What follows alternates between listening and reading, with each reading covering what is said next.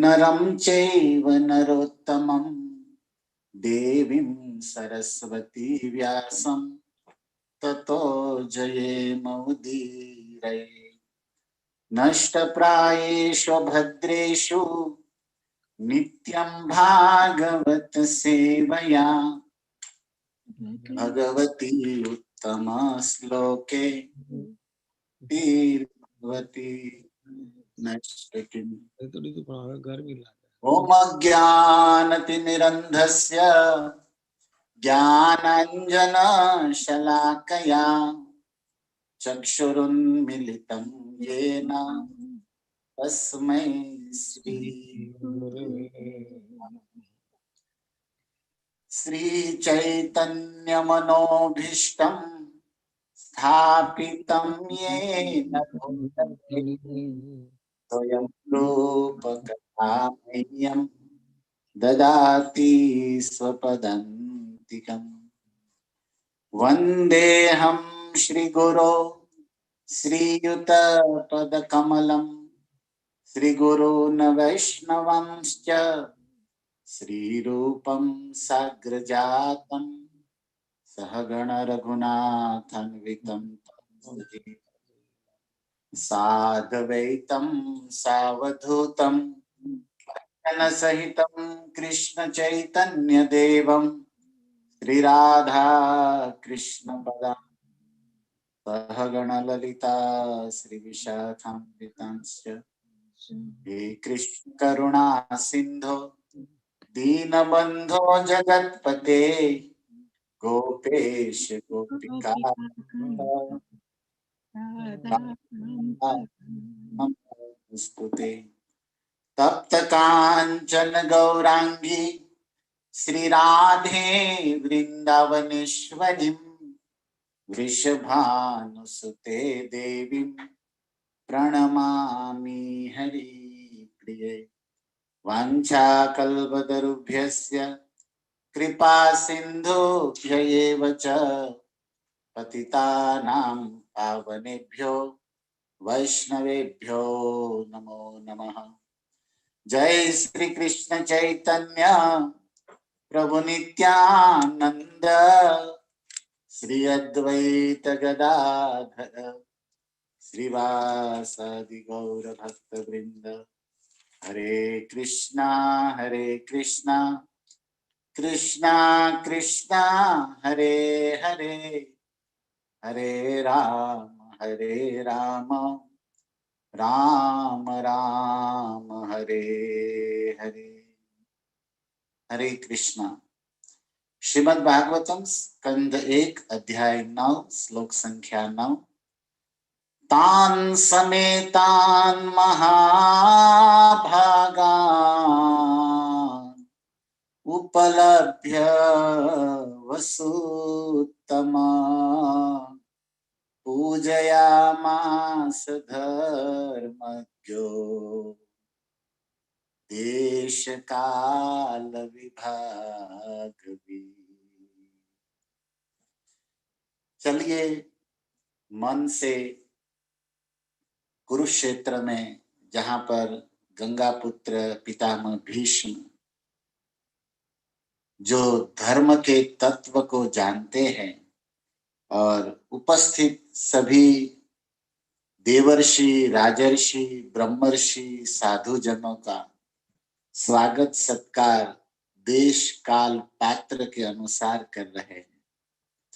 इस श्लोक में श्रील प्रभुपाद जी लिखते हैं कि एक वैष्णव को चाहिए कि देश काल पात्र के अनुसार बात करने में पटु होना चाहिए, तभी वो कृष्ण भक्ति का प्रचार कर पाएगा। Teaching is the essence. प्रचार ही सार है और जो प्रचार करता है वो प्रभु कृष्ण को बहुत प्रिय है। गीता में उन्होंने कहा है न तस्माद् मनुष्येषु कश्चिन् मे प्रिय कृतम्। लेकिन उस प्रचारक को चाहिए कि देश काल पात्र के अनुसार वो बात करने में, सामने वाले को कन्विंस करने में वो कुशल होना चाहिए। हाँ, एक बात है कि हृदय में अगर निष्ठा है, डिटर्मिनेशन, दृढ़ता है, तो ददामि बुद्धि योगत्वम, भगवान स्वयं बुद्धि देंगे, लेकिन साथ साथ में कुछ प्रयास, कुछ अभ्यास, कुछ वैष्णव गुरुजनों से सीखना भी चाहिए। तो पितामह भीष्म धर्म के तत्व जानने वाले 12 महाजनों में से है, धर्मज्ञ श्रील प्रभुपाद उस पर लिखते हैं। और दूसरा कि वो बहुत ही एक्सपर्ट है सबको स्वागत करने में, बात करने में, सामने वाले का दिल जीतने में। तो ये गुण जिसमें है वो कृष्ण भक्ति का प्रचार कर सकता है। भगवत गीता में भगवान ने 5वें अध्याय में कहा है, न बुद्धि भेद जनये, जो अज्ञानी लोग हैं, जो कृष्ण तत्व ज्ञान शून्य है और भोगों में व्यस्त है, ऐसे व्यक्तियों को आपको कृष्ण भक्ति का प्रचार करना है तो डायरेक्ट उनको नेगेटिव पॉइंट नहीं बताया जा सकता कि ये मत करो, ये मत करो, ये मत करो। पहले उसको सुनो और फिर उनका चेतना, उनकी बुद्धि की स्तर स्थिति क्या है, उस अनुसार हमें कृष्ण भक्ति का इंजेक्शन देना होता है। कितना पावर का टेबलेट देना, ये सामने वाले को देख के दिया जाता है ना। आप सीधा ही कहोगे ये मत करो, ये मत करो, एकादशी रहो, ये करो, तो भक्ति भाग जाएगा। इसे प्रैक्टिकली तो क्या कहते भगवान वहां पर गीता में, ज्योत्सेत सर्व कर्माणि विद्वान युक्त समाचर।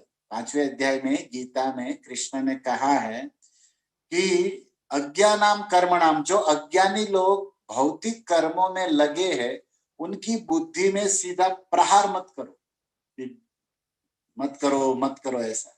उनको उनकी बुद्धि के अनुसार, स्वभाव के अनुसार, उनकी शारीरिक शक्ति के अनुसार उसे कृष्ण भक्ति में, सेवा में लगाओ।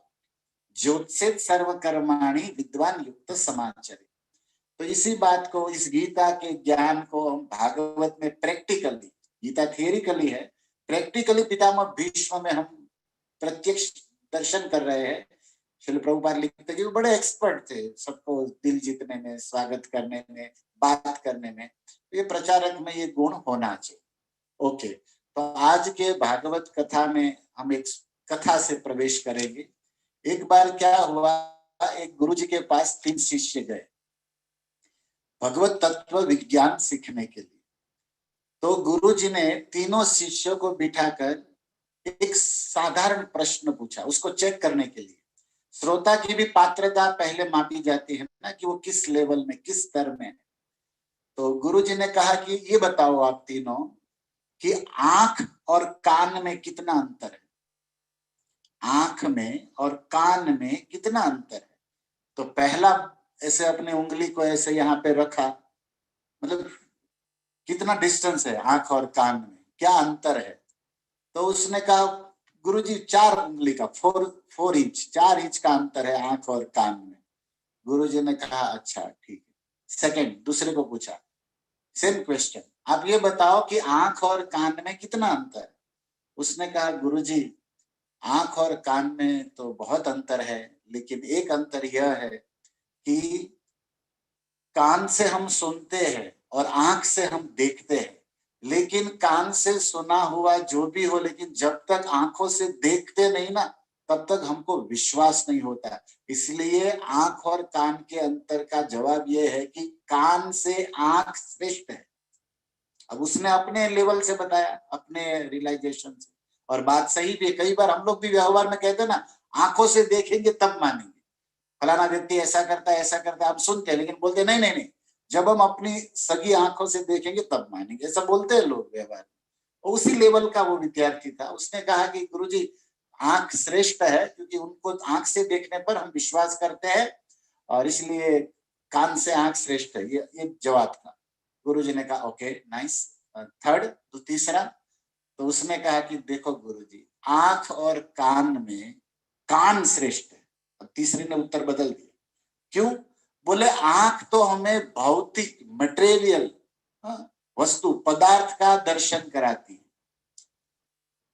मटेरियल पदार्थ का अर्थ हमें आंख दर्शन कराती है, लेकिन कान हमें परलौकिक परमार्थ ज्ञान का दर्शन कराता है।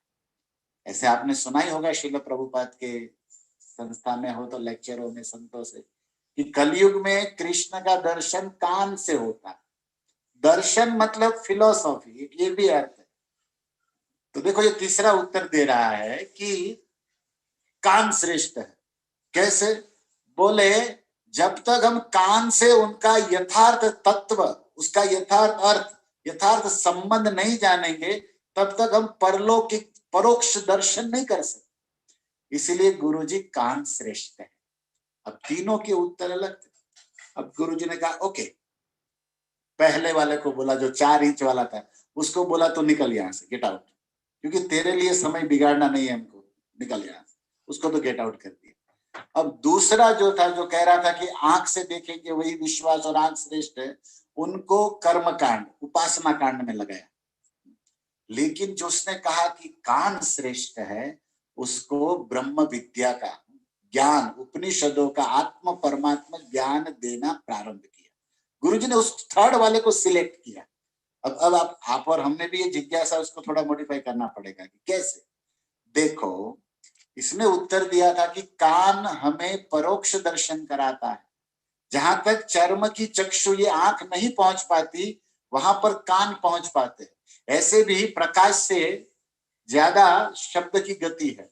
आप साइंटिफिक रीजन भी विचार करेंगे तो आंख की प्रकाश से, जैसे है ना, साउंड सबकी अपनी अपनी स्पीड गति होती है, लेकिन आंख से हम कुछ ही दूर तक देख सकते, कान से उससे ज्यादा हम सुन सकते हैं, लॉन्ग डिस्टेंस साउंड सुन सकते हैं। लेकिन ये भी भौतिक है, लेकिन मुख्य बात क्या थी कि देखो आंख से देखा हुआ भी जब तक हम कान से सुनेंगे नहीं, तब तक सत्य तक नहीं पहुंच सकते। फॉर एग्जाम्पल, आंख से देखा हुआ भी कान से जब तक सुनेंगे नहीं, तब तक सत्य तक नहीं पहुंच सकते। हाउ, कैसे? तो दृष्टांत दिया जाता है कि मान लीजिए सामने, आपकी आंखों के सामने 2 स्त्री पुरुष खड़े हैं, वो बातें कर रहे हैं, आप देख रहे हैं, लेकिन जब तक आप कानों से सुनोगे नहीं कि उन दोनों में क्या रिलेशन है, आप सत्य तक नहीं पहुंच पाओगे। आप अंदाजा, अनुमान कर सकते हो कि अरे ये दोनों गलत काम कर रहे हैं, स्त्री पुरुष मिलके गलत काम कर रहे हैं, लेकिन क्योंकि दोनों बातें कर रहे हैं, लेकिन हो सकता है वो भाई बहन हो और अपने घर का कोई सुंदर विचार कर रहे हो माता पिता के विषय में, लेकिन आप तो सुन नहीं रहे हो, केवल देख रहे हो उन दोनों को बातें करते हुए, हाथों में हाथ लिए नजीक बातें करते हुए, और आप सोच सकते हैं कि पति पत्नी या लवर होंगे और कुछ उटपटांग कर रहे होंगे, गलत, जो भी थिंकिंग करो। लेकिन जब तक उसका रिलेशन आप सुनोगे नहीं और उनकी बातें सुनोगे नहीं, तब तक सत्य तक आप नहीं पहुंच सकते। राइट, मानना पड़ेगा। तो कान से सुनना श्रेष्ठ।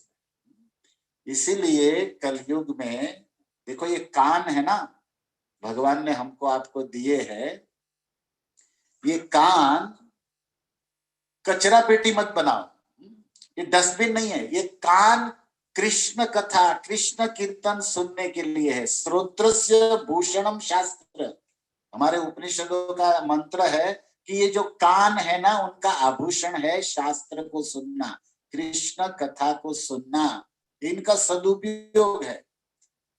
कई लोग तो समझते कान, भगवान ने हमको चश्मा टांगने का फ्रेम दिया है। ओके, इसी काम में भी आता है, लेकिन कान का सदुपयोग कृष्ण कथा सुनना है। चाणक्य ने एक बहुत सुंदर श्लोक लिखा है, श्रुत्वा धर्म जानाति, श्रुत्वा त्यजति दुर्मति, श्रुत्वा ज्ञानम अवाप्नोति, श्रुत्वा मोक्षम आप्नुयात्। देखो, सुनने से ही धर्म का पता चलेगा, सुनने से ही आपकी दुर्मति नष्ट होगी, सुनने से ही आप ज्ञान, नॉलेज अर्जन करोगे, और सुनने से ही आप मोक्ष को पाओगे। इसलिए राजा परीक्षित श्रवण भक्ति के आचार्य है, और ये कान से कृष्ण कीर्तन कथा सुनना, ये नवधा भक्ति का प्रथम अंग है और मुख्य अंग है। कैसे? देखो, कोई भी भक्ति हो, कीर्तन, अर्चन, स्मरण, पाद सेवनम, दास्यम, ये जो भी, उसका जो बेस है ना, वो श्रवणम है। अगर ठीक से आप श्रवण नहीं करोगे तो कीर्तन भी ठीक से नहीं कर पाओगे, अपराध करोगे। अर्चन आपको करना है सपोज, लेकिन आपने श्रवण ठीक से नहीं किया कि अर्चन कैसे करना चाहिए, तो आप सेवा अपराध करोगे। 32 सेवा अपराध है ना अपने भक्ति रसायन सिंधु में। तो आप श्रवण अच्छा है तो आपका कीर्तन भी अच्छा है, श्रवण अच्छा है तो आपका अर्चन भी अच्छा है, लेकिन श्रवण गड़बड़ है तो आगे चल के कीर्तन में, अर्चन में, सब में गड़बड़ हो सकती है। इसीलिए सबसे पहले सुनना है कि कीर्तन भक्ति मुख्य है, लेकिन हाउ, कैसे करना चाहिए कीर्तन, कैसे अपराधों से बचना चाहिए, ये जानना पड़ेगा। और कैसे पूर्ववर्ती हमारे वैष्णव आचार्यों ने कीर्तन किया, उस परंपरा में हमें उसकी कृपा पानी है, तो हमें उसी पथ पर चलना पड़ेगा ना। तो इस तरह श्रवण जो है वो मुख्य है, पहला तो है लेकिन मुख्य भी है। और श्रवण जिसका अच्छा है उसका ही कीर्तन, क्योंकि जो अच्छा सुनेगा वही तो अच्छा बोल पाएगा, कीर्तन कर पाएगा। सीधी सी पॉलिसी है ना। तो इसीलिए देखो, बात कर रहे हैं श्रवण की महिमा की। यहाँ पर एक श्लोक है बहुत सुंदर, अनेक संशयो छिंदी। आपके मन में जो भी डाउट है, संशय है, वो आंख के देखने से नहीं जाएगा, वो कान से सुनने से ही जाएगा। और संशय रहेगा तो आप प्रगति नहीं कर सकते, श्रद्धा में आगे नहीं बढ़ सकते। संशय आत्मा विनश्यति। आपको तत्व के विषय में संशय है, साध्य के विषय में, साधन के विषय में, भगवान के विषय में, स्वयं के विषय में, एनी जिज्ञासा, एनी डाउट, कुछ भी है, उसका निराकरण शास्त्र से ही होगा, और शास्त्रों के श्रवण से होगा, गुरु परंपरा में। राइट, सीधी सी बात है। इसलिए आप समझिए भक्तों, यहाँ पर विचार दिया जा रहा है। आज सोमवार के सुबह के भागवत सत्संग में हम एक सुंदर कथा के माध्यम से इस विचार पर विमर्श कर रहे हैं। जीवन में हमें महत्व समझना है कि श्रवण कितना अनिवार्य है और कितना महत्व है। अनेक संशयों छिंदी, अनेक प्रकार के संशयों को दूर करेगा ये शास्त्रों का श्रवण। दूसरा, परोक्ष अर्थ दर्शकम, और जहां पर आंख, ये टेलीस्कोप, ये सूक्ष्म दर्शन यंत्र, यहाँ के नासा के रॉकेट, जो भी है यंत्र, जहां तक नहीं पहुंच पाते, वो वैकुंठ, वो गोलोक वृंदावन, वहां का दर्शन भी हमें शास्त्र कानों से कराता है। वृंदावन में क्या हो रहा है, वैकुंठ में क्या हो रहा है, कैसे लोग हैं, वहां पर कोई यंत्र नहीं जाता। या भौतिक ब्रह्मांड में भी सब नहीं जा पाता है, आध्यात्मिक लोक में कहाँ जाएगा।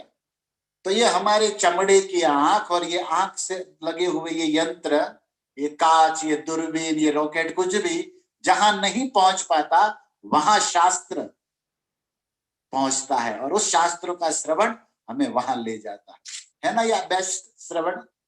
और तीसरा, इसलिए कहा गया है सर्वश्च लोचनम शास्त्र नास्ति एव अंधस, सबकी असली आंखें शास्त्र है।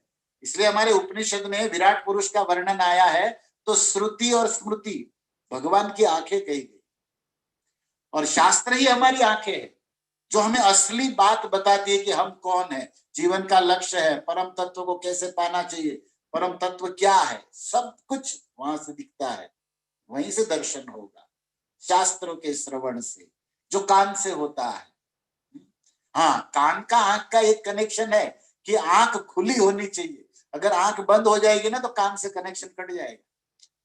इसलिए हम श्रोताओं को एक ही दक्षिणा मांगते हैं, भागवत कथा करते हैं, लोग पूछते हैं प्रभु जी क्या लेते हैं, हम कहते हैं एक फीस तो देनी पड़ेगी, पेमेंट है हमारा, फ्री में नहीं है। तो कुछ प्रेमी पूछते हैं क्या लेते हैं प्रभु जी, हमने कहा दक्षिणा में यही मांगते हैं कि आप जब कथा सुनो तब आंख खुली रखो, बस इतनी उपकार कर दो अपने आप पर, यही हमारी दक्षिणा। बोले कैसे, आंख बंद करके नहीं सुन सकते?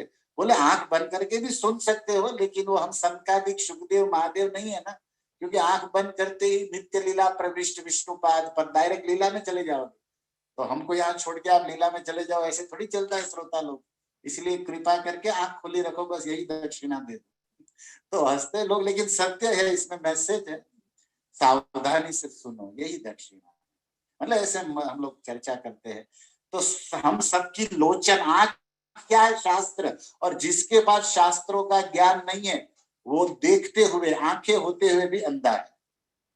कितना सुंदर श्लोक है, देखिए, अनेक संशयो छिंदी परोक्ष अर्थ दर्शकम सर्वश्च लोचनम शास्त्र नास्ति एव अंधस। सबकी आंखें गीता है, भागवत है, शास्त्र है, और वो जिसके पास नहीं है वो अंधा है। तो श्रील प्रभुपाद ने कितने लोगों के अंधकार को गीता भागवत देकर दूर किया है, और अपना वास्तविक स्वरूप, अपना वास्तविक स्थान, बैक टू गॉड हेड का रास्ता दिखा दिया है। तो हम लोगों का भी भाग्य है कि ऐसे ही प्रभुपाद की पावन परंपरा में हम भागवत सुन रहे हैं भक्तों। हमारे गुजराती में कहूं ने तो प्रभुपाद ने आज परंपरा છે ને इसको आ केसर नो आंबो છે भाई, जिसमें मीठा, जैसे आम का राजा होता है ना, केसर आफूस होता है लेकिन केसर बड़ा मीठा होता है, खट्टा मीठा एकदम। तो ये आ केसर नो आंबो છે જે આપણને भागवत प्रेम रस મળે છે। इसको समझ, निर्मल हृदय होगा ना जिसका, वो समझ पाएगा इस बात को, अपने सौभाग्य को।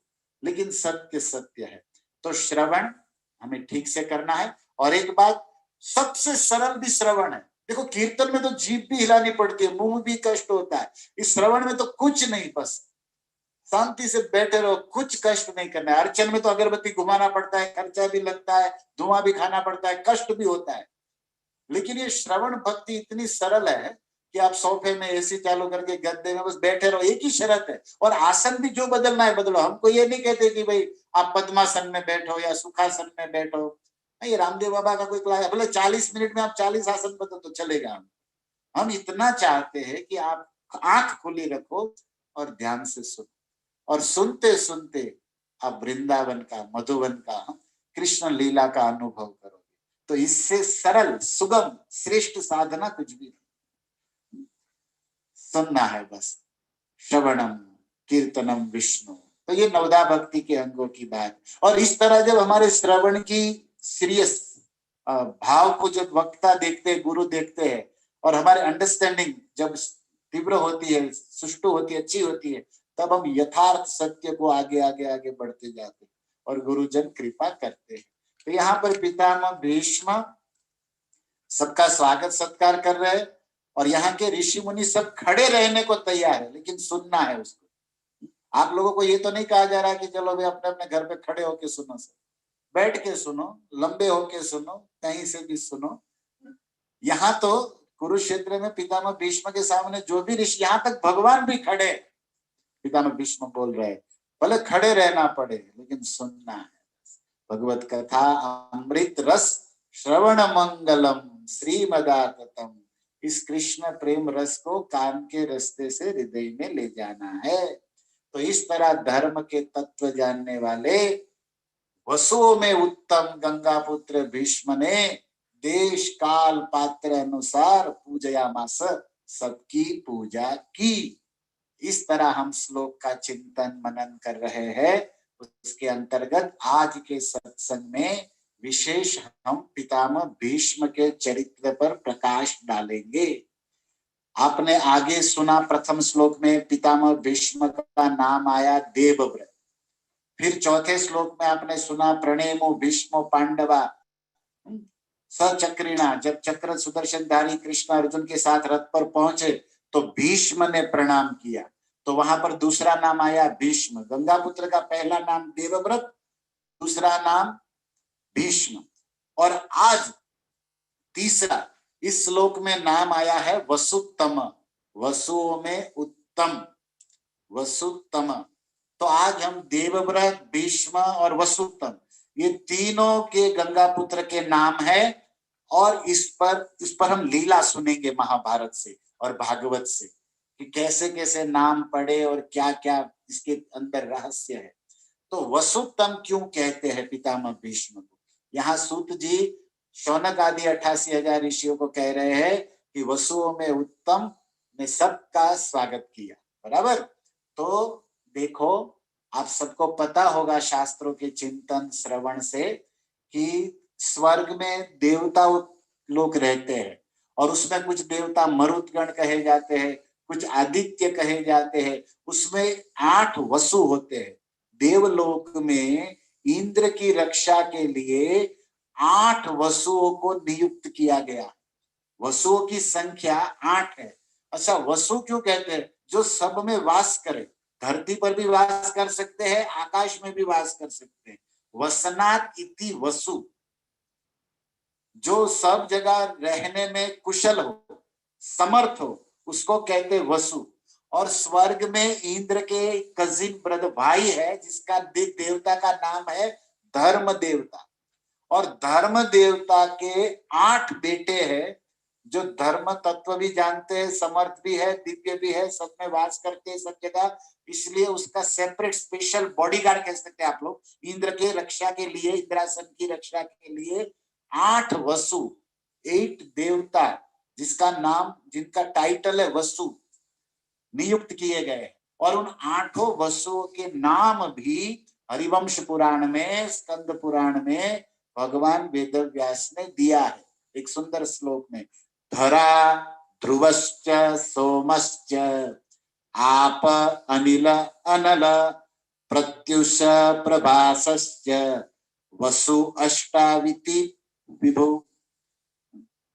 8 वसु है, जिसमें एक का नाम है धरा, एक का नाम है ध्रुव, एक का नाम है सोम, एक का नाम है आप, एक का नाम है अनिल, एक का नाम है अनल, एक का नाम है प्रत्युष, और लास्ट 8वां नंबर का वसु जो सबसे छोटा है, और उसका नाम है प्रभास, और उसका दूसरा नाम है ध्यो। ध्यो, ये धूमान, अपने नाम ध्यो शब्द का संस्कृत में अर्थ होता है प्रकाश, ब्राइटनेस, लाइट, एफुल्जेंस, लाइट। जैसे ब्रह्मा जी का नाम है भागवत में द्युमान, मतलब सबसे पहला प्रकाश तो ब्रह्मा के शरीर से निकला इस ब्रह्मांड में, तो द्युमान कहते हैं ब्रह्मा को। ध्य, DHH ध्य, ओ ध्यो, DHHYO ध्यो, आप समझ रहे हैं? तो धो कहते हैं प्रकाश को, मतलब उसका प्रभास। आप हिंदी में अगर समझ पा रहे हो, गुजराती में भी, जिसमें प्रकृष्ट भास, भास मतलब लाइट, तो प्रभास, तो उसका प्रभास नाम था, 8वां छोटा सबसे, और उसका दूसरा नाम था ध्यो। ओके, संस्कृत में एक अक्षर में ध्यो। आशा करता हूं आप मेरी भाषा समझ रहे होंगे। तो ये ध्यो नाम, ये 8 वसु है। ओके, और यहाँ पर क्या कहा जा रहा है, ये भीष्म के लिए वसुतम, वसुओं में उत्तम, ये सबसे छोटा है, लेकिन इन 8 वसुओं में सबसे ज्यादा प्रकाश इनके शरीर से आता है, तेज, मतलब सुंदर भी बहुत है और तेजस्वी भी बहुत है। ये 8वां जो छोटा वसु है ना, त्यो नाम का, मतलब आयु में, उम्र में छोटा है, लेकिन ज्ञान में, बुद्धि में, तेजस्विता में बड़ा है, उत्तम है। उत्तम मतलब एक अर्थ है कि बिग, बड़ा, लेकिन उत्तम का एक अर्थ है ग्रेट, महान। ओके, तो यहाँ महान के अर्थ में है तो छोटा, लेकिन महान, ग्रेट है, महान है, उत्तम है, श्रेष्ठ है, राइट। तो क्या हुआ, अब कथा सुनिए। ये 8 वसु एक बार अपनी पत्नियों के साथ, कपल में, विद चप्पल में, ओके, कपल में विद चप्पल, चप्पल तो नहीं पहनते वो लोग, तो देवता है, दिव्य पहनते होंगे जो भी हो, लेकिन अपनी पत्नियों के साथ 8 वसु, 8 अपनी पत्नियों के साथ पर्यटन के लिए निकले, पिकनिक के लिए। होगा, लॉकडाउन तो नहीं था वहां पर, और कोई रोग की भी चिंता नहीं है स्वर्ग में।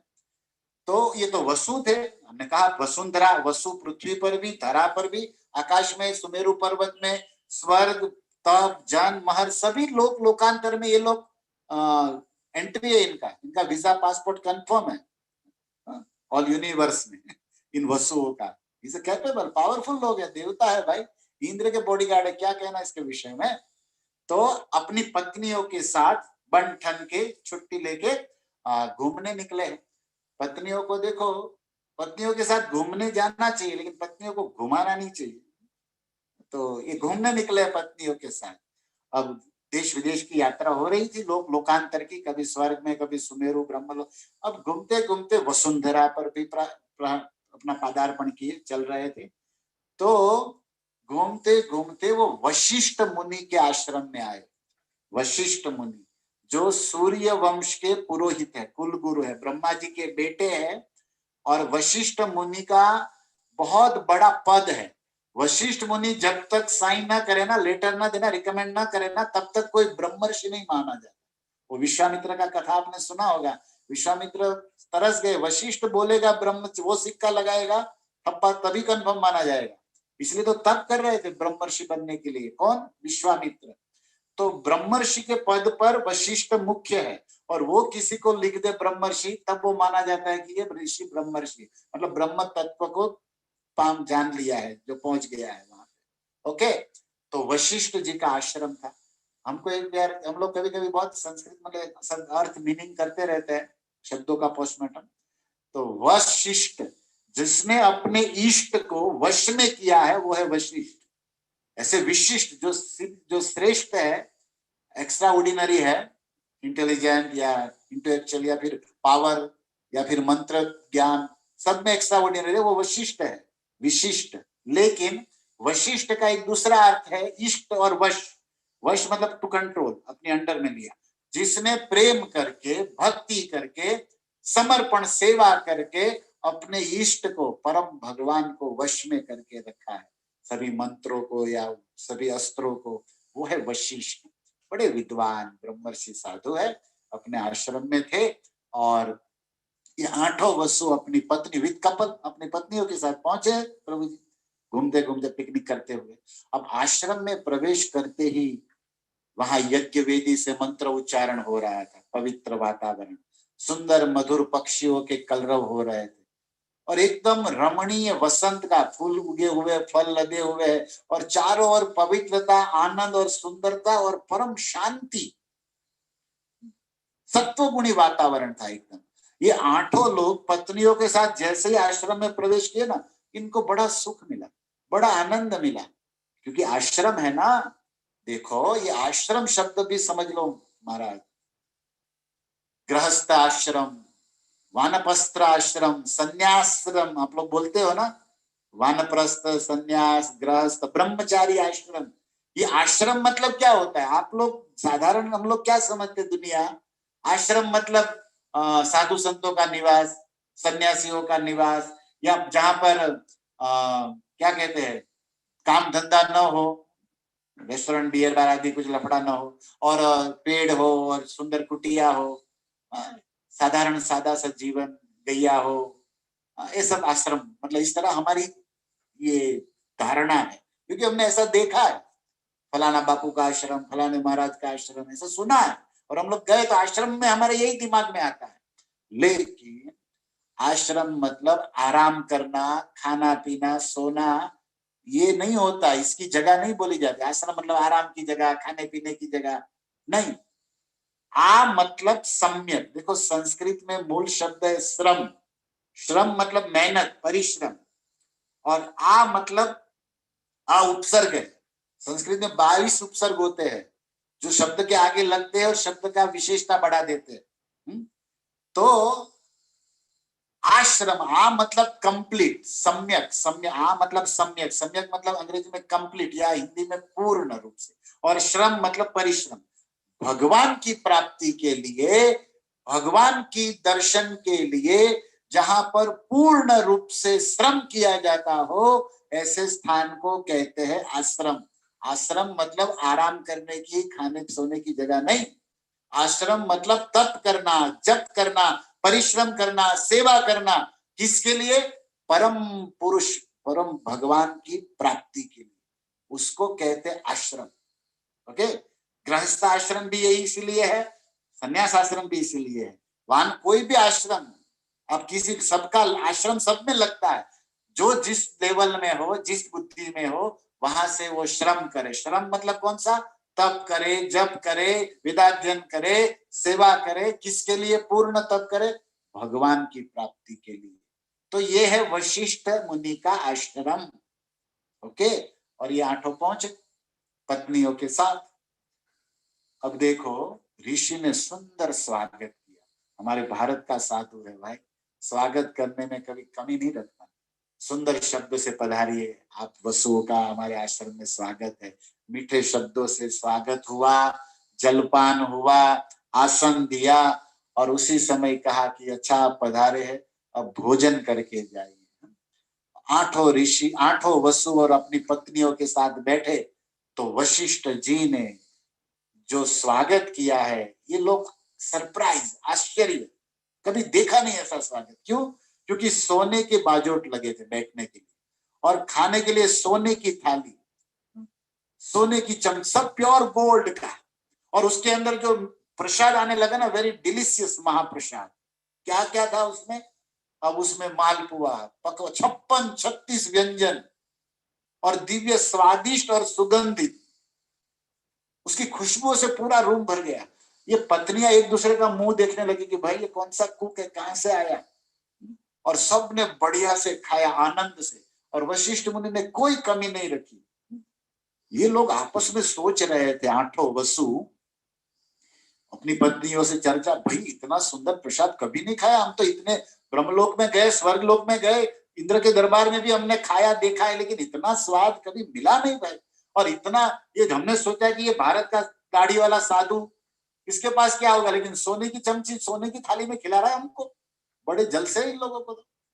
अब फिर पता चला, इसने थोड़ा चेक किया कहां से आ रहा है, तो भक्तों वशिष्ठ मुनि की एक गाय थी, काऊ, जिसका नाम था नंदिनी, नंदिनी गाय। और कौन नंदिनी गाय थी? वो स्वर्ग की जो सर्वश्रेष्ठ गाय है कामधेनु, कामधेनु की पुत्री नंदिनी गाय। नंदिनी का दूसरा नाम था होम धेनु, होम मतलब हवन, यज्ञ। होम हवन में जो भी सामग्री लगती है गाय से आती है, इसलिए गाय बहुत जरूरी है। अब गाय के विषय में मैं महिमा नहीं जाना, आप सब जानते हो, बराबर। गो ब्राह्मण हिताय च, भगवान तो इसी के हित के लिए अवतार है। और हमारे ठाकुर जी तो गैया चराना, गोचारण लीला तो मुख्य है। कृष्ण की लीला का बेस गोचारण लीला है। गोचारण लीला में काल्यादमन लीला हो गई, गोचारण लीला में रास हो गया, गोचारण लीला में असुर मारण, गोचारण मेन है। उस लीला के अंतर्गत सब लीला होती रहती है। यमुना तीरा वनचारी, आप लोग गाते हो ना, तो द्वादश वनों में भगवान गैया को लेकर हमारे गोपाल गोविंद जाते हैं। तो भगवान का ये प्रिय काम है, गो रक्षा, गो पालन, गो संवर्धन, गो संरक्षण। ये प्रत्येक गो कृषि, गोरक्ष, वाणिज्य, वैश्य कर्म स्वभाव, ये प्रत्येक वैश्य वैष्णव का काम है, गायों की रक्षा। ये धर्म काम है, धर्म कर्म है। एनीवे, हम उसमें विस्तार नहीं करेंगे, लेकिन गाय के बिना यज्ञ ही नहीं हो सकता, और यज्ञ नहीं हो सकता तो कोई भी जरूरियात पूरी नहीं हो सकती विश्व की। और यज्ञ में जो भी सामग्री चाहिए सब गाय से आती है, इसलिए गाय माँ है, विश्वस्य मातरम इसलिए कहा गया है। अब वो गायों में भी सर्वश्रेष्ठ नंदिनी गाय, और नंदिनी गाय स्वर्गीय है, और वो वशिष्ठ के पास थी। नंदिनी कामधेनु की पुत्री है, और उसमें इतनी उसकी दिव्यता क्या है जानते हैं? 12 महीने अनलिमिटेड, और सुबह शाम दोपहर वॉट एवर एनी टाइम जितना दूध चाहिए वो निकालती। ये स्वर्ग नंदिनी की विशेषता है। यहाँ पृथ्वी की गाय जैसे नहीं कि भाई अब जब बच्चा होगा तब कुछ ही महीना देगी, और वो भी सुबह शाम 20-25 लीटर, इतना नहीं, अनलिमिटेड मिल्क, और जब चाहे तब, और जीवन भर देती रहती है नंदिनी गाय। इतना ही नहीं, अगर उस कामधेनु की बेटी है ना, जो भी कामना हो पूरी करती है। मतलब गैया से कहा जाए कि हे नंदिनी मैया हमको गोल्ड चाहिए, तो उनके आंचल से गोल्ड आता। हमको फर्नीचर चाहिए तो उनके आंचल से, ये दिव्य गाय। और ये वशिष्ठ के पास थी, और ये वशिष्ठ ने सोने के बाद जो सोने की थाली, ये सब 36-56 मालपुआ सब व्यंजन कहां से निकला? गौ माता से मांगती, और गाय सब देती है। अब इन वसुओं को पता चला कि बाप रे, ये तो सब गौ माता की कृपा है। सबने धन्यवाद दिया, प्रणाम किया, पत्नियों ने भी प्रणाम किया, प्रशंसा की, और फिर विदाई भी की। धन्यवाद, ऐसा स्वागत तो कहीं नहीं हुआ। अब रास्ते में जब विदाई हो गई आश्रम से, आठों वसु आठों पत्नियों के साथ विदाई ले लिए और अपने घर स्वर्ग की ओर जाने लगे।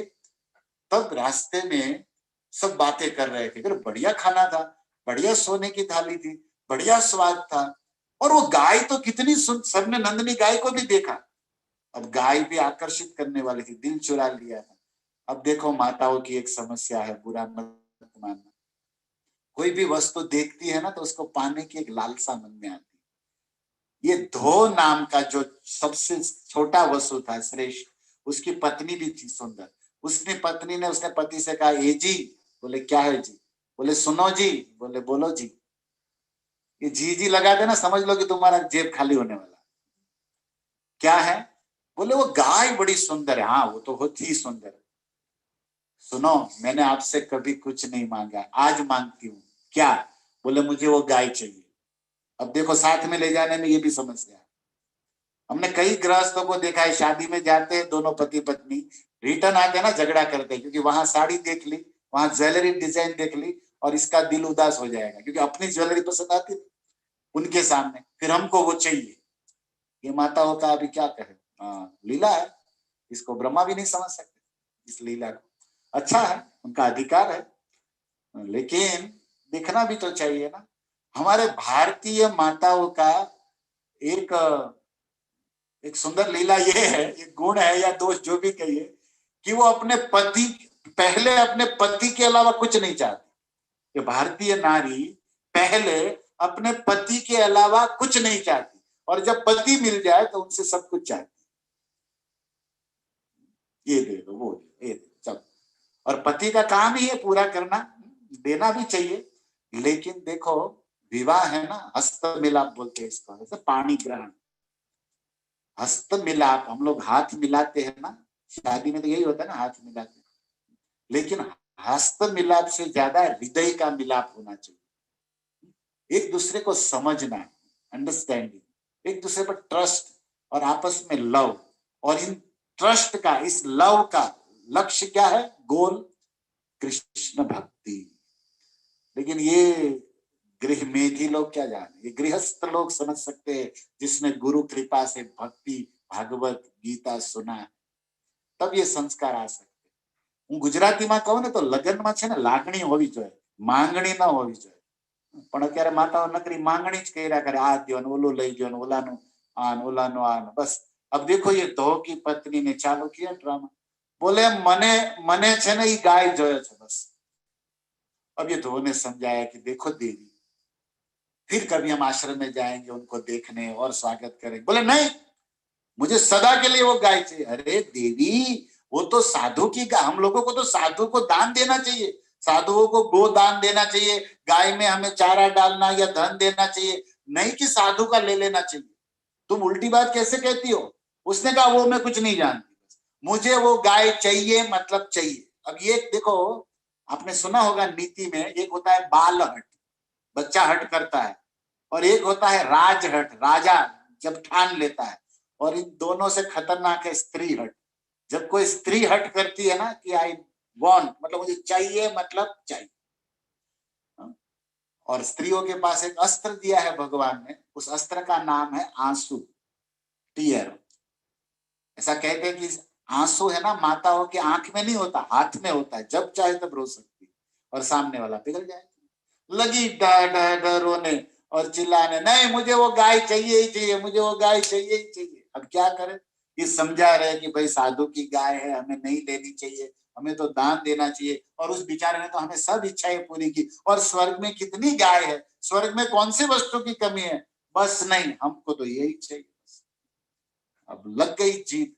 देखो, गणेश जी की दो पत्नियों का नाम आपने सुना होगा, एक का नाम है रिद्धि, एक का नाम है सिद्धि, लेकिन ये थी जिद्दी। ये तीसरी पत्नी है जिद्दी, सबकी है। अब आप लोग की कैसी मुझे मालूम नहीं, लेकिन जिद्दी। रिद्धि सिद्धि तो अच्छी है, लेकिन जिद्दी अच्छी नहीं ना। ये जिद्दी थी, बस जिद कर बैठी कि मुझे चाहिए मतलब चाहिए। अब देखो, ये समस्या है।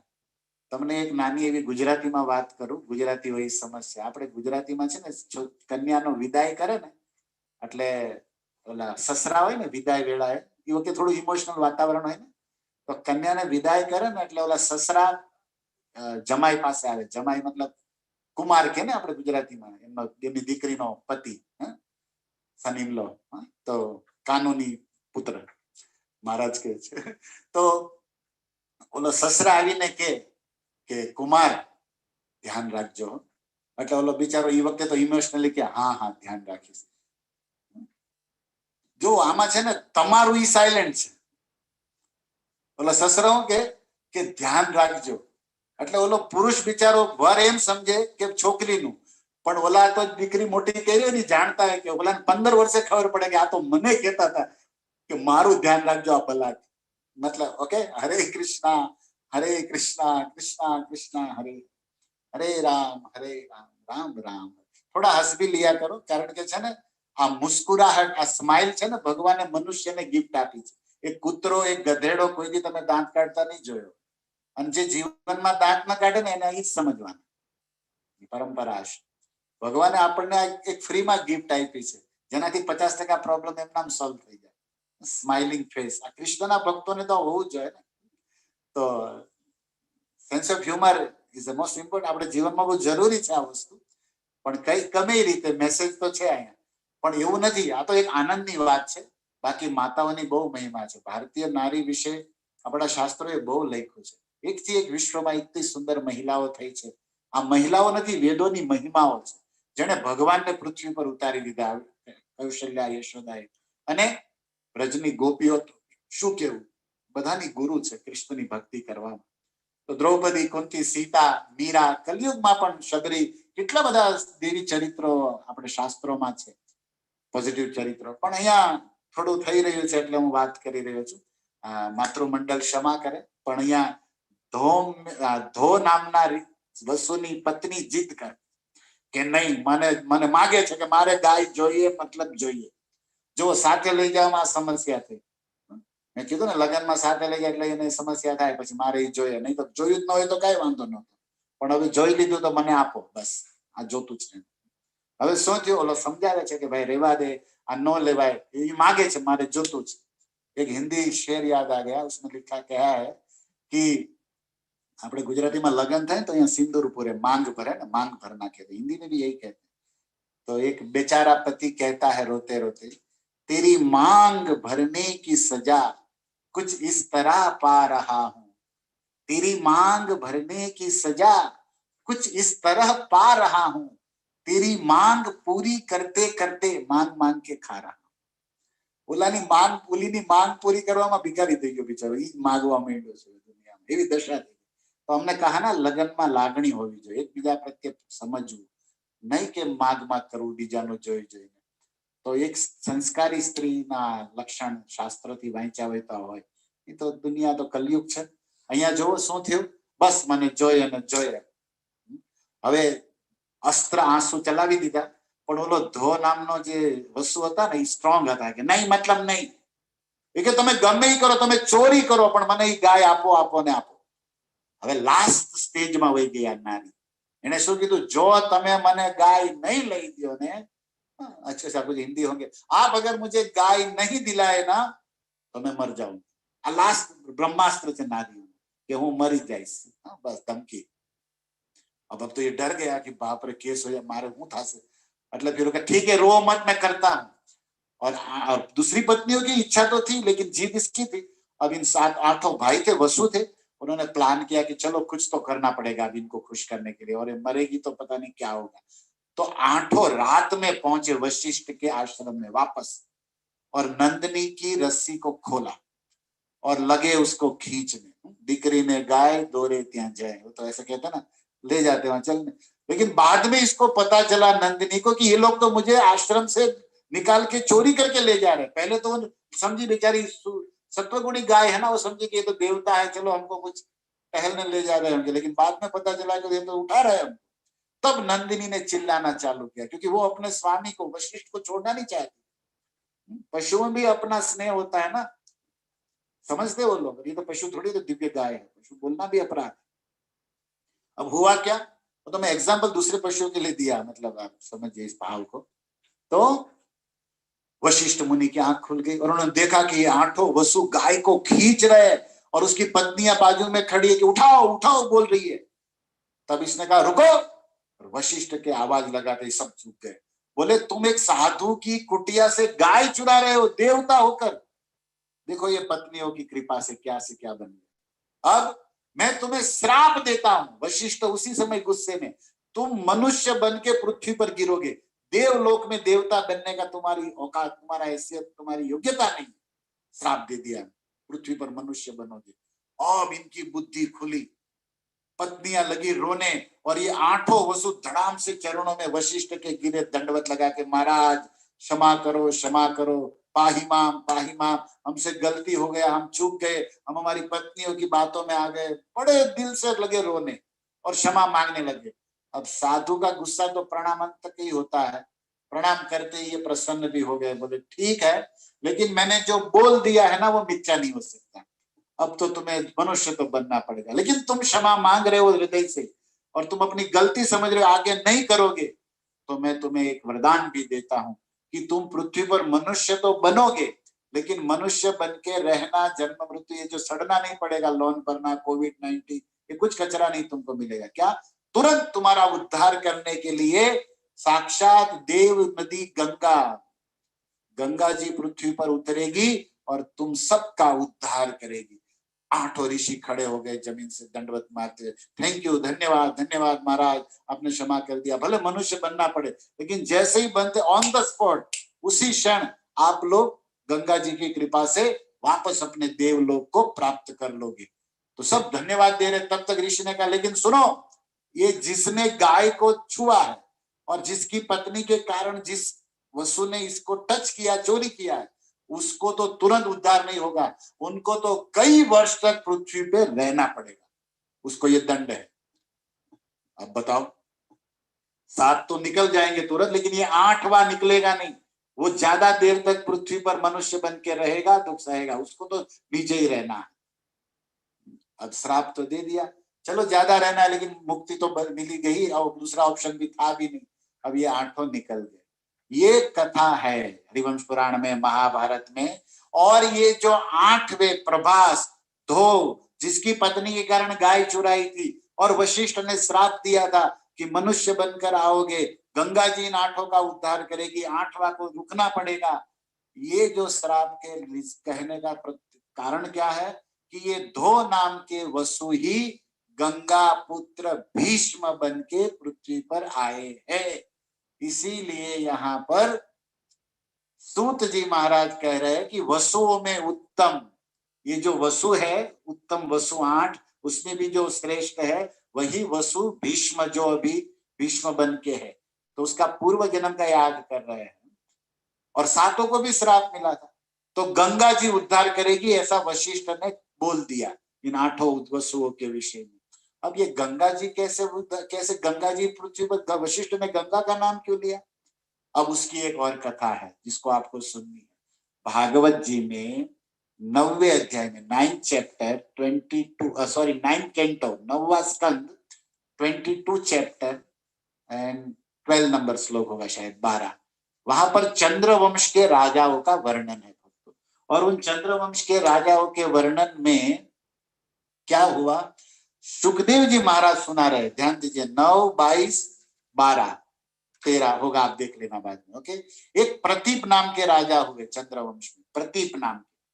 और प्रतीप के 3 बेटे थे, देवापि, शंतनु, बाहलिक इति चात्मज। ये प्रतीप नाम के चंद्रवंशी राजा 9वें स्कंद के 22वें अध्याय की कथा में, भागवत जी में, उनके 3 बेटे थे। बड़ा बेटा देवापि, सेकंड शंतनु, महाभारत के शंतनु गंगा के पति बनेंगे, जिसके बेटे भीष्म है, उसकी कथा हम कहने जा रहे हैं। वो दूसरा शंतनु, सेकंड नंबर। और थर्ड बाहलिक। अभी क्या हुआ, देवापि जो बड़ा था उसको विश्व पृथ्वी का राजा बनने वाला था, प्रतापी के पीछे पृथ्वी का राजा वो था, सम्राट। लेकिन पितृ राज्य परित्यक्त देवापि वनम गत। सुखदेव जी वहां पर कहते हैं 12 नंबर श्लोक में कि पिताजी का राज्य परित्याग करके साधना के लिए देवापि वन में चले गए, राज्य स्वीकार नहीं किया, अनासक्त विरक्त थे। तब क्या हुआ, तब ये दूसरा राजा मतलब दूसरा बेटा शंतनु राजा अभवत। ये शंतनु पृथ्वी के, हस्तिनापुर के राजा बने चंद्रवंश में, कुरुवंश में, भरत वंश में। अब हुआ क्या, ये शंतनु जब राजा बने, वो शंतनु, प्रश्न होगा ये शंतनु कौन है? तब सुखदेव जी वहां कहते प्राक महाभीष संगीत, जो पूर्व में मतलब उसके पहले के जन्म में शंतनु, उसके पहले के जन्म में क्या थे, बोले महाभीष नाम के राजा थे। अब आप और हमको तो नया लगेगा महाभीष मतलब क्या, बोलने की जरूरत है, लेकिन वहां पर गंगा तट पे अत्रि, गौतम, व्यास, वशिष्ठ सब सुन रहे, सुखदेव जी कथा कह रहे, और वे सब जानते थे इसको कि महाभीष ऐसा राजा है जिसका वेदों में वर्णन। वो इतना तेजस्वी और इतने वीर थे कि ब्रह्मलोक में जा सकते हैं। जैसे आपने सुना ना, रैवत राजा रेवती को लेकर ब्रह्मलोक में गए। पहले के राजा जीते जी स्वर्ग में, ब्रह्मलोक में जाते थे और रिटर्न आते थे, इतने पावरफुल थे। अरे आपने सुना ना, दशरथ महाराज जी स्वर्ग में जाते थे, वहीं पर तो वरदान दिए थे स्वर्ग में कई को, रामायण की कथा में। तो पहले के सूर्यवंशी, चंद्रवंशी राजा इतने तेजस्वी, तपस्वी, भक्त थे कि वो जा सकते थे। तो हुआ क्या कि ये महाभीष जो अभी शंतनु बना है, लेकिन पहले महाभीष नाम के राजा थे, और वो ब्रह्मलोक में उसका सीट पड़ता था। ब्रह्मा जी बैठते थे, चारों वेद बैठते थे, नारद सब बड़े बड़े ऋषि, और उसके बीच में ये महाभीष का भी सिंहासन लगता था, उनका भी आसन लगता था, और वहां बैठते थे। एक दिन क्या हुआ, ब्रह्मा जी के ब्रह्मलोक में दिव्य सभा का आयोजन हुआ, जिसमें एक से एक बड़े बड़े देवता, इंद्र सूर्य चंद्र वरुण आदि, ब्रह्मा आदि बड़े बड़े बड़े ऋषि मुनि, सब महापुरुष लोग बैठे थे, और उसके बीच में महाभीष भी बैठे थे। महाभीष नाम के राजा वो भी बैठे थे। अब उसी समय गंगा जी, जो ये देव नदी गंगा है ना, कृष्ण के मुख चरणामृत जो ब्रह्मा जी ने कमंडल में लिया था, वो जल के रूप में है, लेकिन शी इज अ पर्सन, वो भी एक व्यक्ति है ना, वो जल के रूप में रहती है, लेकिन वो देवी है। तो वहां मूर्तिमान स्त्री बन के परिवेशन कर रही थी, सबको पानी दे रही थी, गंगा जी साक्षात। ये सत्य है, जैसे यजुर्वेद, सामवेद, ऋग्वेद आपने नाम सुना है वेदों का, लेकिन हमारे यहाँ वो शब्द के रूप में है, अक्षर के रूप में। लेकिन ब्रह्मा जी के लोक में चारों वेद मूर्तिमान मनुष्य बन के बैठते हैं। ये हमारा भारतीय शास्त्र है। जिसकी श्रद्धा और जिनका भक्ति ऊंचा है वो समझेगा इस बात को। ओके, जैसे हिमालय पत्थर पहाड़ लग रहा है, लेकिन इज अ पर्सन, एक देवता है, जिसकी पुत्री पार्वती, जिससे शंकर जी का ब्याह हुआ। तो ये देवता पत्थर के रूप में है, ये देवी जल के रूप में है, गंगा यमुना, लेकिन वो सामान्य नहीं है। आप लोग समझोगे इस बात को, मैं आशा रखता हूं। तो गंगा जी मूर्तिमान सुंदरी वहां पर सबको जल परिवेशन कर रही थी। उसी समय क्या हुआ, एक हवा सी लहर आई, हवा की, और गंगा जी का आंचल, जो पल्लू होता है ना साड़ी, वो जरा अपने कंधे से नीचे सरक गया, और गंगा जी जैसे नीचे झुकी, वो पल्लू सरक गया। तो सारे देवता वहां बैठे थे बड़े बड़े, सबने नजरें नीचे कर लिया, नीचे देख लिया, क्योंकि किसी स्त्री का इस तरह गलती हो जाए, पता ना रहे, तो उसको देखना नहीं चाहिए। ये सज्जन पुरुष का लक्षण है देवताओं का। तो देवताओं ने सबने नजर नीची कर ली, अपनी मुंडी नीचे कर लिया, अपना चेहरा देखना नहीं है। लेकिन ये महाभीष जो बैठे थे, उन्होंने एक टक लगाकर गंगा जी को देखने लगा, और गंगा जी भी इसको देखने लगे। दोनों का एक दूसरे के प्रति चाक्षुष सम्मेलन हुआ, आप समझ रहे हैं ना, देखना हुआ। और इस बात को ब्रह्मा जी ने देख लिया। ब्रह्मा जी तो सभा के पति थे, सभापति थे। सब देवता नीचे देख रहे हैं, और गंगा जी का पल्लू सरक गया साड़ी का, और इधर महाभीष उसको देख रहे हैं, उसके शरीर को, और गंगा जी उसको देख रही, और अपना पल्लू जल्दी से लगा भी दी, अपनी साड़ी चुनरी। लेकिन तब तक ब्रह्मा जी ने देख लिया था। ब्रह्मा जी ने उसी सभा में खड़े होकर कहा, गंगा जी, आपको इतना ध्यान नहीं रखना चाहिए कि आप पुरुषों के बीच में हो, सभा में हो, तो अपने वस्त्रों को संभाल नहीं सकती जरा सा? और तुम इस तरह अपने वस्त्रों को नहीं संभाल सकती, तो देवलोक में रहने लायक नहीं हो। मैं तुम्हें श्राप देता हूं कि तुम्हें पृथ्वी पर जाना पड़ेगा। अब देखो, ब्रह्मा जी ने श्राप दिया किसको? गंगा को। किसके कारण? छोटा सा पल्लू से लग गया, तुम वस्त्रों को नहीं संभाल सकती अपने सभा में, तो तुम्हें यहाँ इस देवलोक में रहने का, तुम जाओ मनुष्य लोग, जाओ। अब इधर महाभीष थे, और ब्रह्मा जी ने महाभीष को भी डांटा कि अगर किसी स्त्री का इस तरह नजर ध्यान न रहे, तो तुमको ऐसे देखना चाहिए? तुमको बुद्धि नहीं है कि तुम देवताओं के स्थान में बैठे हो इतने ऊंचे, और इस तरह दृष्टि कर रहे हो? तुम भी देवलोक में, ब्रह्मलोक में आसन के योग्य नहीं हो, तुम भी पृथ्वी पर मनुष्य बन के जन्मोगे। अब इधर ब्रह्मा जी ने इसको श्राप दे दिया, महाभीष को कि मनुष्य बनोगे। गंगा जी को भी श्राप दे दिया, तुम मनुष्य बनोगे। और दोनों को वहां एक दूसरे के प्रति आकर्षण तो हो ही गया था। और उधर वशिष्ठ ने कह दिया था, तो फर्स्ट श्राप तो वशिष्ठ ने उधर उसका उद्धार के लिए बोला कि गंगा उद्धार करेगी, इसलिए यहाँ ये लीला करनी पड़ी ब्रह्मलोक में, और ब्रह्मा जी के द्वारा वो कंफर्म हो गया। अब गंगा जी नीचे आएगी जल के रूप में। जब वो महाभीष नाम का राजा ब्रह्मा के श्राप से शंतनु महाराज बने, तब गंगा जी के तट पर शंतनु महाराज घूम रहे थे, और गंगा जो पृथ्वी पर थी, वो जल से देवी के रूप में आकर गंगा जी ने शंतनु से शादी किया। ये महाभारत से आप सब जानते हो, बराबर। लेकिन यहाँ एक रहस्य हमें खोलना है, सुंदर बताना है, लास्ट पॉइंट। क्या हुआ? सुखदेव जी शंतनु महाराज की कथा कहते हैं, तो बहुत सुंदर एक बात कहते हैं कि शंतनु राजा बने जो पहले महाभीष थे, तो तेजस्वी थे, ब्रह्मलोक के कोई सामान्य तो नहीं थे, लेकिन अब मनुष्य बनना पड़ा, लेकिन उसके जो गुण थे वो तो रहेंगे ही ना। क्या गुण थे? शंतनु राजा इतने शांत थे, अपने सुंदर आचरण से, वाणी से, व्यवहार से सब जो शांति देते थे। शांति देता इसलिए उसका नाम शंतनु था। अपने स्वभाव से, अपने वाणी से, अपने कर्मों से सबको सुख देते थे, शांति देते थे पूरी प्रजाजनों को, इसलिए इनका नाम शंतनु था। और सुखदेव जी आप पढ़ लीजिएगा भागवत 9 कैंटो 22 चैप्टर 30 नंबर श्लोक 1314, जहां पर पितामह गंगापुत्र के भीष्म के पिता का वर्णन में गंगापुत्र, गंगा के किनारे सुखदेव जी सभा में बोल रहे हैं, यम यम स्पर्शति कराभ्याम जीर्णता यौवनम मिति। शंतनु राजा इतने तपस्वी तेजस्वी थे भक्तों कि जिसको भी टच करते थे ना, वो बूढ़ा व्यक्ति भी जवान हो जाता था। आजकल किसी के पास ऐसा होना तो उसके तो करोड़ों बन जाएंगे भाई, डॉलर डॉलर कमा लेगा, सारे ब्यूटी पार्लर बंद हो जाएंगे।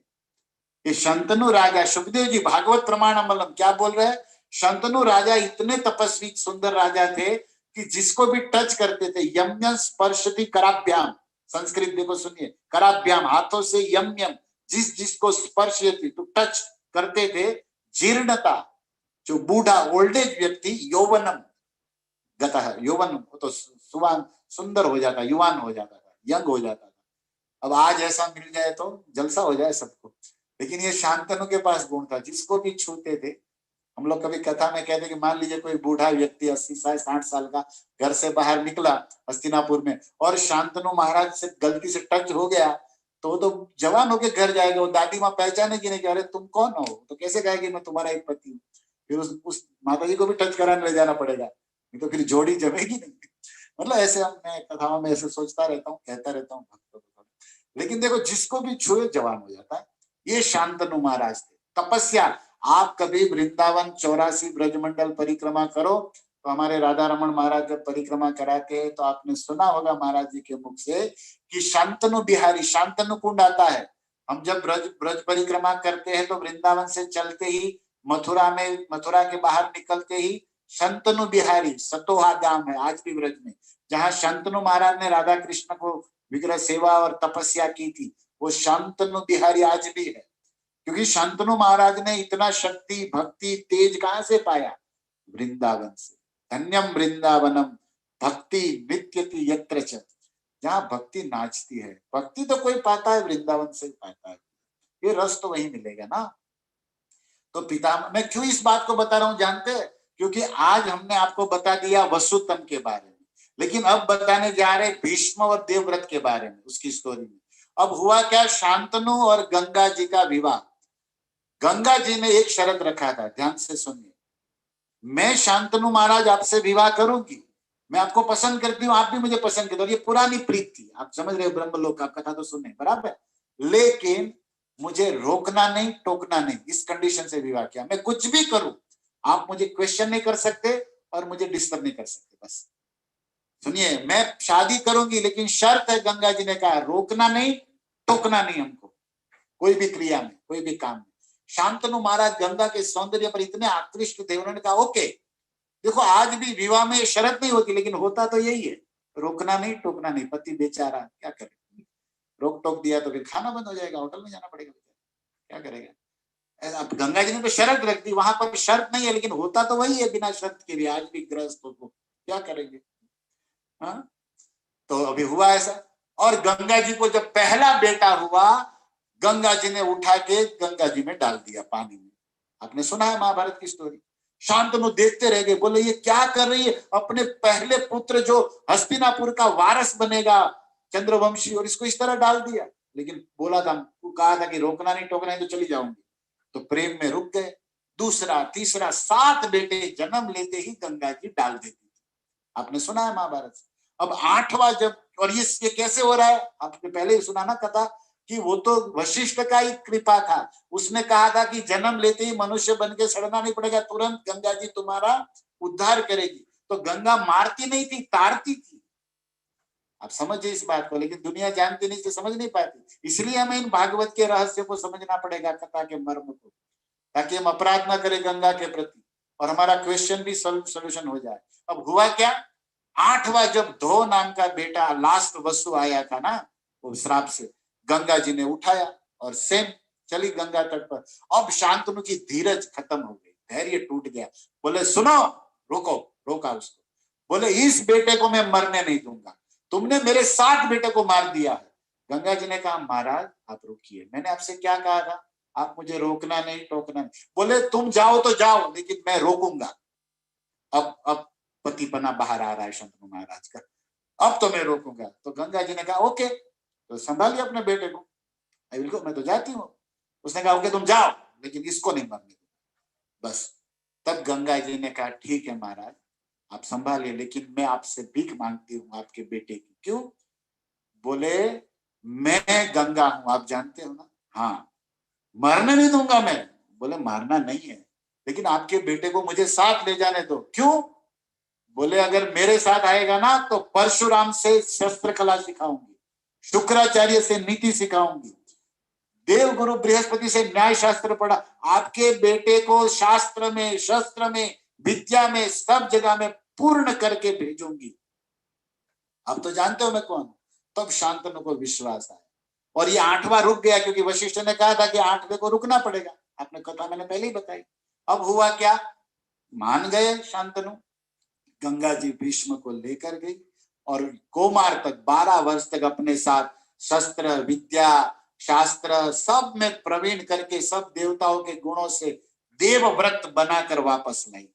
और जब कुमार बन के गंगा पुत्र जब देवव्रत के नाम में हस्तिनापुर के राजकुमार घोषित किए गए थे, शांतनु महाराज परम प्रसन्न, वारस मिल गया, पूरी प्रजा हस्तिनापुर की सुखी थी और शांतनु महाराज भी अब राजकुमार इसको बना के खुश थे, देवव्रत सब गुणों से युक्त थे गंगा पुत्र। लेकिन उसी समय घटना बन गई, सत्यव्रती के मोह में प्रेम में आ गए महाराज, है ना। वो कथा भी आप सब जानते हो। तो उस कथा को अभी भीष्म नाम कैसे पड़ा उसको मैं यहाँ रोकता हूँ। देवव्रत बन के आए और पहले वसुत्तम थे। ये 2 कथा मैंने आपके सामने रखी। कल की कथा का प्रवेश हम करेंगे। भीष्म नाम पड़ा, किसने नाम इसका रखा और क्या स्टोरी थी आप लोग भी जानते हो, लेकिन मैं महाभारत के श्लोकों से कुछ बताते हुए आगे हम इस प्रसंग में प्रवेश करेंगे। हरे कृष्णा कृष्णा कृष्णा हरे हरे राम राम राम हरे हरे। जय श्रील प्रभुपाद। धन्यवाद। हरे कृष्णा। जाग जाइए सभी, प्रवचन समाप्त हो गया अभी। हरे कृष्णा।